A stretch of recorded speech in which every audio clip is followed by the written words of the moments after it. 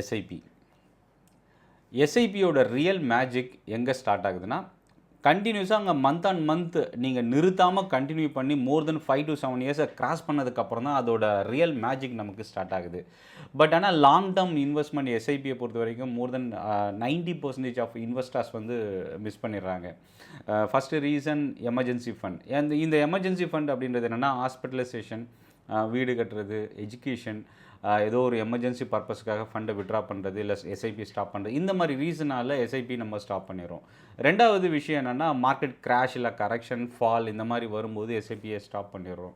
So இந்த மாதிரி ரொம்ப லிமிட்டட் இல்லை ரொம்ப ஸ்மால் ரீசன் அப்படின்னா, நமக்கு மந்த்லி இன்கம் ஒவ்வொரு மாதமும் நமக்கு வர வேண்டிய மந்த்லி இன்கம் வந்து எதாவது ட்ராப் ஆகும்போதோ இல்லை ஸ்டாப் ஆகும்போதோ நம்ம எஸ்ஐபியை ஸ்டாப் பண்ணுறோம். இதெல்லாமே ரீசனாக இருந்தாலும் கண்டினியூவாக நீங்கள் எஸ்ஐபி மோர் தென் 5 to 7 இயர்ஸுக்கு மேலே கண்டினியூ பண்ணுறீங்கன்னா அப்போ தான் ஒரு ரியல் மேஜிக் ஸ்டார்ட் ஆகும். என்ன அப்படின்னா, காம்பவுண்டிங் உங்களோட இன்வெஸ்ட்மெண்ட் வந்து தொடர்ந்து அடுத்தடுத்து மல்டிப்ளையர் வந்து இன்னும் வேகம் எடுக்க ஆரம்பிக்கும்.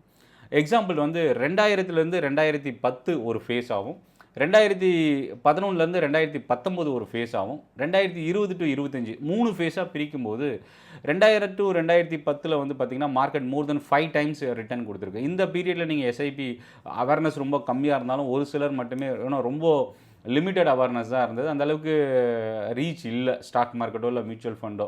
ஆனால் அதோட ரிட்டர்ன் வந்து பார்த்திங்கன்னா 5 times மேலே இருந்தது. 2011 to 2019 பார்த்திங்கன்னா நியர்லி ஒரு 2 times வந்து ரிட்டர்ன் இருந்தது. 2020 கோவிட் பேண்டமிக்லேருந்து அந்த லோலேருந்து நீங்கள் எஸ்ஐபியை கண்டினியூ பண்ணியிருந்தால் இந்நேரம் மோர் தென் 3 times உங்களோட இன்வெஸ்ட்மெண்ட் வந்து மல்டிப்ளை ஆகிருக்கும் எஸ்ஐபி. ஸோ இப்போ இந்த எஸ்ஐபி மந்த்லி 5,000 அப்படின்னா என்ன பெரிய ரிட்டர்ன் கிடைச்சிட போகுது அப்படின்றதான் நிறைய பேரோட கொஷின். அதாவது எவ்வளோ டெனர் வந்து நீங்கள் லாங் எடுத்துகிட்டு போகிறீங்களோ அந்த அளவுக்கு ஒரு ஹியூஜ் கார்பஸ் வந்து உங்களால் கிரியேட் பண்ண முடியும். எக்ஸாம்பிள் வந்து 5,000 பர் மந்த் நான் இன்வெஸ்ட் பண்ணுறேன், எக்ஸ்ஐஆர் ரேட் வந்து பார்த்திங்கன்னா 15% வச்சுக்கலாம். 5,000 பர் மந்த் இன்வெஸ்ட் பண்ணேன்னா வருஷத்துக்கு 60,000 ரூபா. ஸோ அப்போ வந்து பார்த்திங்கன்னா ஒரு 7% அப்படின்னு எடுத்துக்கிட்டால் கூட 64,000 ரூபா கிட்ட அந்த இயரில் இருக்கும். இதே வந்து பார்த்திங்கன்னா 10 years அப்படின்னு போகும்போது மந்த்லி 5,000 அப்படின்னா 10 yearsல பார்த்திங்கன்னா 6 லட்ச ரூபா நீங்கள் இன்வெஸ்ட் பண்ணியிருப்பீங்க. இந்த 6 லட்ச ரூபா எவ்வளோவா இருக்கும் அப்படின்னா 13 லட்ச ரூபாய்க்கு மேலே இன்க்ரீஸ் ஆகிருக்கும். ஸோ அப்போ வந்து என்னென்னா மோர் தென் 100% நம்மளோட எக்ஸாக்ட் இன்வெஸ்ட்மெண்ட்லேருந்து ரிட்டர்ன் வந்து அதிகமாக இருக்குது. சப்போஸ் 20 years போகிறீங்கன்னு வச்சுக்கலாம், 12 லட்ச ரூபா நம்ம இன்வெஸ்ட் பண்ண மந்த் ஆன் மந்த் 5,000 இன்வெஸ்ட் பண்ண அமௌண்ட் 12 லட்ச ரூபா நம்ம இன்வெஸ்ட் பண்ணியிருப்போம், அதாவது 20 yearsல.